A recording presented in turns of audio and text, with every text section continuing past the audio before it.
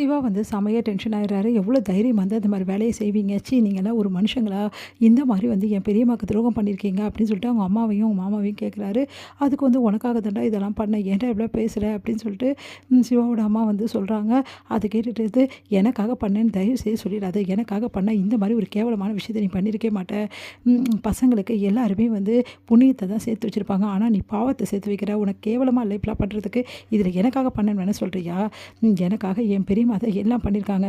எனக்கு படிப்ப குடுத்துருக்காங்க. எனக்கு அந்தஸ்த குடுத்துருக்காங்க. இந்த வீட்ல என்ன நல்லா வாழ வச்சிருக்காங்க. என்ன மட்டுமா உங்கள எல்லாரையும் நல்லா வாழ வச்சிருக்காங்க. அப்படிப்பட்ட தெய்வத்துக்கு நீங்க நன்றி கடன் கூட பண்ண வேணாம். ஆனா இப்படி கேவலமா நடந்துக்கிறீங்க. உங்களுக்குலாம் அசிங்கமா இல்ல இப்படிலாம் சொல்றதுக்கு அப்படின்னோனே, உன்கிட்ட இருந்து எதிர்பார்க்கலம்மா நானு. எனக்கு ரொம்ப கேவலமா இருக்கு. உன் வயித்துல ஏன் தான் நான் பொறந்தணும்னு இருக்கு. நான் இதுவரைக்கும் வெட்கப்படுறேம்மா உன் வயித்துல பொறந்ததுக்கு அப்படின்னோன அதிர்ச்சி அடைறாங்க. டேய் அப்படிலாம் பேசாத சிவா ப்ளீஸ் சிவா அப்படிலாம் பேசாத சிவான்றாங்க. இப்ப வேற என்ன பேசுறது? உன்னை பத்தி பேசணும்னாவே எனக்கு கஷ்டமா இருக்கு. ச்சே! நீ எல்லாம் ஒரு அம்மாவா? உன்னை அம்மான்னு சொல்றதுக்கே எனக்கு வெட்கமா இருக்கு அப்படின்றாரு. ஏன் சிவா இப்படிலாம் பேசுற? ஏய் சிவா இப்படிலாம் பேசாத. இதெல்லாம் ரொம்ப பெரிய தப்பு. அக்கா மனசு இப்படி கஷ்டப்படுத்துறியா? அப்படின்னு அவங்க மாமா வராரு. உன்னை இந்த பார் மரியாதையே போயிடு. உன் மேல செம்ம காண்டுல இருக்கேன். அப்புறம் ஏதாவது சொல்லிட்டேனா வானா வராது. அவ்வளோதான் சொல்லிட்டேன் அப்படின்னோனே, அண்ணே ப்ளீஸ்ண்ணே அம்மாவ எதுவும் சொல்லாதண்ணே பாவண்ணே. ச்சீ வாய மூடு. நீ எல்லாம் கூட சேர்ந்து இந்த மாரி பண்ணிட்டு இருக்க. நீ படிச்சு தானே இருக்க. உனக்கெல்லாம் அறிவில்ல. பெரியம்மா உன்னை எப்படிலாம் பார்த்து வளர்க்குறாங்க. உனக்கு இது வரைக்கும் ஃபீஸ் கட்டுறது யார்? பெரியம்மா தானே. இப்போ வரைக்கும் நீ போட்டிருக்க ட்ரெஸ்ஸுலேருந்து எல்லாமே யார் வாங்கி கொடுத்துருக்கா? பெரியம்மா தானே.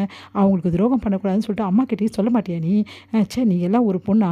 உன்னை போய் பெரியம்மா அவங்க பொண்ணு மாதிரி நினைக்கிறாங்க பாரு. அது பெரியம்மா செஞ்ச தப்பு அப்படின்னோடனே, அண்ணே ப்ளீஸ்ண்ணே அப்போலாம் பேசாதண்ணே. வேறு என்ன பேசுறது? இங்கே பாருங்கள் உங்கள் கும்பல் எல்லாருக்கும் நான் ஒரே விஷயம் சொல்கிறேன். மரியாதையாக அந்த பத்திரத்தை வாங்கின்னு வந்து என்கிட்ட கொடுங்க. அந்த பத்திரத்தை உங்கள் கண்ணு முன்னாடி எனக்கு கிழிச்சு போடணும். ஒரு வேளை வந்து நீங்கள் வாங்கிட்டு வரல போயிட்டு ஏதாவது வந்து எனக்கு தெரியாமல் பண்ணணும்னு நினச்சிங்க, அப்புறம் நான் மனுஷனாகவே இருக்க மாட்டேன் சொல்லிட்டேன். மரியாதையாக நான் அந்த பத்திரத்தை போய் வாங்கின்னு சரி இவன் பேசிட்டு சும்மா போயிட்டான், நம்ம வேலையை காட்டுவோம் நீங்கள் நினச்சிங்கன்னா உங்களை நான் சும்மா விட மாட்டேமா, அம்மான்னு கூட பார்க்க மாட்டேன். முதல்ல உன்னையும் வந்து ஜெயிலுக்கு அனுப்ப கூட தயங்க மாட்டேன் அப்படின்னோடனே அதிர்ச்சி அடைகிறாங்க. நீ என்னடா இப்படி போய் பேசுகிற அப்படின்னு சொல்லிட்டு அவங்க மாமா கேட்குறாரு. இங்கே பார் உன்னையும் சேர்த்து தான் சொல்கிறேன். உங்கள் 2 பேருக்கும் போலீஸ் ஸ்டேஷன் கம்ப்ளைண்ட் கொடுத்துட்டு வந்து இந்த மாதிரி ஃபோர்ஜரி பண்ணுறீங்கன்னு சொல்லிட்டு உள்ள தள்ளவும் நான் தயங்க மாட்டேன். எங்கள் பெரியம்மாக்கு எதிரே ஏதாவது நீங்கள் பண்ணீங்கன்னு வச்சுக்கோங்களேன், அதுக்கப்புறம் இந்த சிவாவோட மறுமுகத்தை நீங்கள் பார்ப்பீங்க. அவ்வளோதான் உங்கள் 3 பேருக்கும் அப்படி சொல்லிட்டு போகிறாரு. அதையெல்லாம் கேட்டு அப்படியே வந்து அதிர்ச்சியாக உட்காடுறாங்க. மகா உடனே வந்து அக்கா என்னக்கா என்னாச்சுக்கா அப்படின்னோடனே, டேய் இவன் அப்படின்னோடனே, பார்த்தல இவன் எப்படி துள்ளிட்டு வரான்னு சொல்லிட்டு கண்டிப்பாக ஏதாவது செய்வான்க்கா. நம்மளை பற்றி சொல்லிட்டா என்ன பண்ணுறது? இல்லைடா அவன் சொல்ல மாட்டான். இல்லைக்கா அவன் சொல்லிடுவான்னு பயமாக இருக்குது. இந்த விஷயம் காண்டி தெரிஞ்சிச்சு அப்புறம் அவ்வளோதான் பெரிய பிரச்சனை. ஏன் உன் வீட்டுக்காரருக்கு தெரிஞ்சாவே போதும்க்கா. அதெல்லாம் எனக்கு புரியுதுடா. ஆனால் சிவா அப்படிலாம் சொல்ல மாட்டான். என்னக்கா நீ அம்மான்னு கூட பார்க்காம உன்னை அந்த பேச்சு பேசுகிறான் பிடிச்சி கொடுப்பேன்றா போலீஸில். நீ என்ன இப்படி சொல்கிற? இல்லைடா அவன் சொல்ல மாட்டான். ஏன்னா அவங்க பெரியம்மா மனசு கஷ்டப்படக்கூடாதுன்னு அவன் நினைப்பான். அதனால் நீ போய் அந்த பத்திரத்தை வாங்கி வந்துட்டு என்னக்கா சொல்கிற?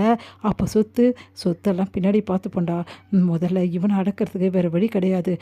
இப்போ நம்ம வந்து ஏதாவது பண்ணணும், இவனே நம்மளுக்கு சத்ருவ மாதிரி எல்லாமே பண்ணிடுவான். அதனால நம்ம இப்போ ஜாக்கிரதையாக இருக்கணும்டா. இன்னும் கொஞ்ச நாள் பொறுத்து இந்த விஷயத்த பார்த்துக்கலாம் அப்படின்றாங்க. தேவி காயத்ரிக்கு வந்து மருதாணி வச்சுருந்த பார்த்துட்டு ரொம்ப சந்தோஷமாக ரசித்து பார்க்குறாரு ஆறுமுகம். அடுத்து வந்து ஆறுமுகத்தை வந்து அரெஸ்ட் பண்ணுறதுக்காக சஞ்சய் வராரு. எல்லாருமே அதிர்ச்சி அடைகிறாங்க. இந்த மாதிரி சம்பத்தை வந்து ஆறுமுகம் வந்து தாக்கியிருக்காருன்னு சொல்லிட்டு அவர் மேலே வந்து பொய்யா வந்து குற்றச்சாட்டு வந்து சொல்கிறாரு.